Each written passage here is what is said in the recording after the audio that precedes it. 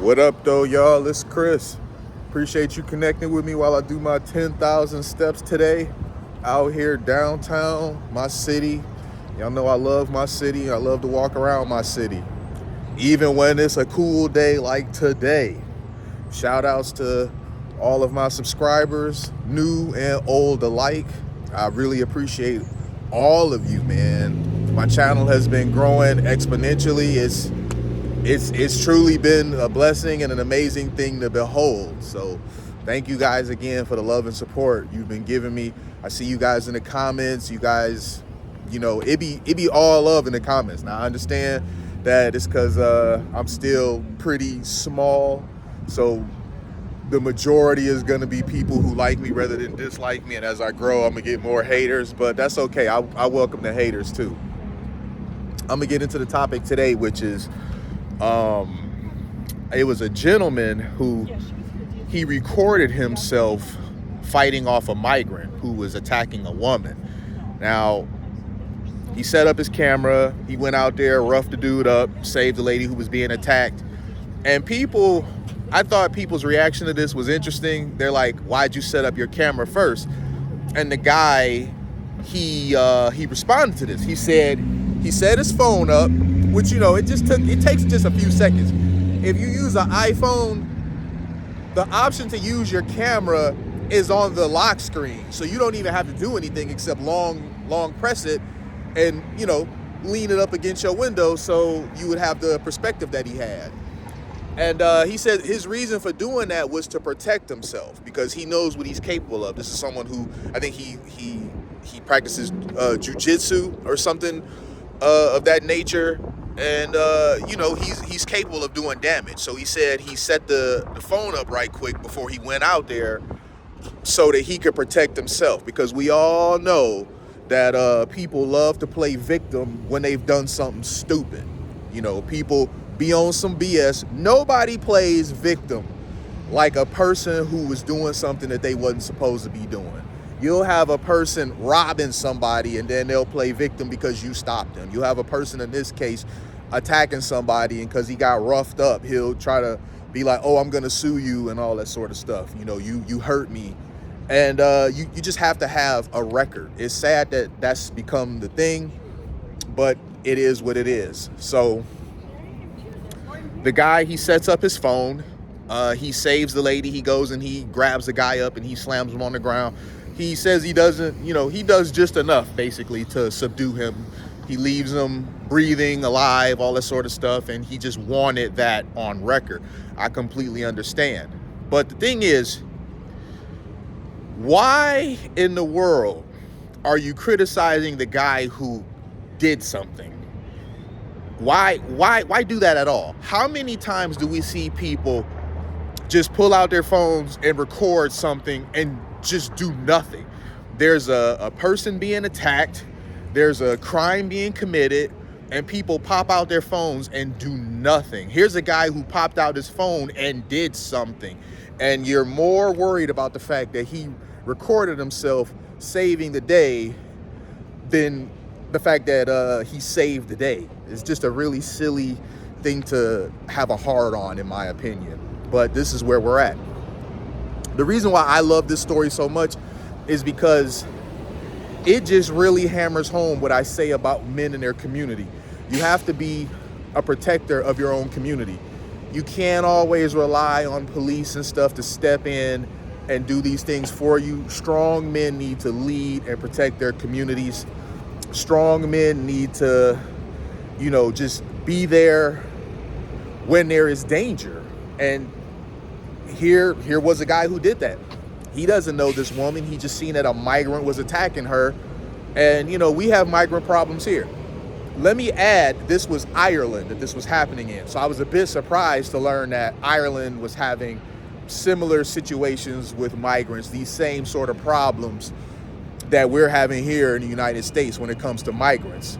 So it doesn't seem like anywhere, and this is just keeping it a buck, from what I have observed, it doesn't seem like anywhere migrants improve the situation. It just doesn't. It does not seem. If there's some place that you guys know of that has gotten a bunch of migrants dropped off there, and it is better for it, I would love to know. I really would. Shoot me in the right direction. Shoot me a link. Shoot me in the direction of some video. Give me a description to look up. Give me a Google search to look up, wherever. If there is some place where migrants have been dropped off and they have made life better for the people who have already been there, I need to know about it. I'm very curious to see this. And you know, another good thing about this, the guy, is that it just goes to show you how important masculine men are. You have this culture now that wants so desperately to tell men to be weak and docile and non-violent. Basically everything that men have always been since the cave days. You have this soft boy culture that is being pushed by feminists and being echoed by wimpy male feminists. They want the very type of strong men that they need when there's a bad situation to otherwise be docile. And you know, I just never bought into the whole thing where men can be weak, men can be wimpy, men can be passive. You want to totally emasculate them and have them just be a total non-threat. And then for some reason, some way, turn into a warrior, a barbarian at the flip of a switch when there's danger. No, that's either in you or it's not. You can't become that. That's just something that you either have to be or not be at all. It's not a switch. It never has been. I'm gonna go ahead and cross the street here, even though I got the red light, but there's no traffic coming this direction, so I might as well, right? They got power to the people painted on the ground there. It got rubbed off from all the traffic, and now it's back again. Power to the people indeed. That election is coming, November 5th. Power to the people indeed. I see all of the stuff around talking about vote, vote, vote, and it's funny because all of the people pushing votes are leftists, and they assume that you're going to go vote their way. They're like, vote, vote, vote, vote, vote, go vote, go vote. One thing that I've noticed about conservatives typically go out and vote. You don't have to tell them go out and vote. They are going to go out and vote. They always go out and vote. It's the left that they're kind of more passive about voting, and that they have to hire all these celebrities and stuff to convince you to get out and vote. So usually when these messages are up about, oh, vote, don't forget, November 5th, vote, go out and vote, cast your vote, it's important to vote, your voice matters, is usually the left. These are not conservative outlets that are pushing this. But, you know, I don't mean to dump politics and everything, but I'm finding it fascinating how much politics does affect everything.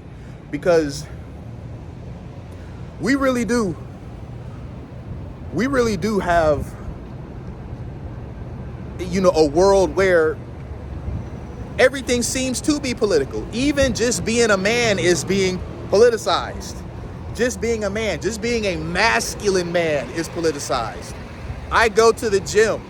I've been accused of being some far-right MAGA, I'm across the street again, some far-right MAGA guy simply because I work out, because I want to be strong. I don't want to be weak, passive. I'm accused of that.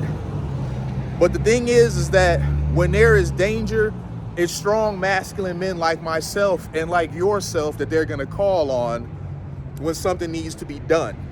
You know, when there's danger, your woman's not going to be respecting you if you're hiding under the bed with her. She's never going to let you live that down. She's going to respect her man, her husband, her long-term boyfriend, her baby daddy, whatever it is, that is going to get out there, go downstairs and deal with whatever threat has walked into that house. It's always been that way. It always will be that way. So kudos to the gentleman who fought off that attacker, that ridiculous, disgusting migrant who was trying to victimize. I don't know what he was trying to do. I don't know whether the guy was trying to jump on top of her or what. He had his arms around her. She was fighting back. I mean, I can only imagine that having her in that position, you know, it was only one way he was trying to go with this. And there was a good Samaritan that pulled out his phone to set up his camera, but it was to record so that he can protect himself against any silly possible, accusations or charges of him being the one in the wrong instead of the migrant, because we all know that nowadays the criminals seem to have more rights than the citizens themselves. The criminals have more rights than the victims. Look at this. Black Men's Summit. Look at this here. Black Men's Summit, and it's got DL Hughley. I don't even want to get started on that guy, man. He's yet another one of the celebrities that's been hired to try to berate black men and try to guilt trip us. A guy like that, a wimpy guy like that, DL Hughley is the type of dude that'd be hiding under the bed with his wife instead of going down there and confronting the attacker. So I don't want to hear nothing.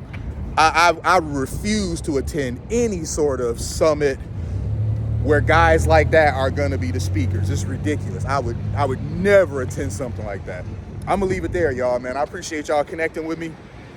Thumbs up this video, subscribe, leave me them comments. I'll holler at y'all. Peace.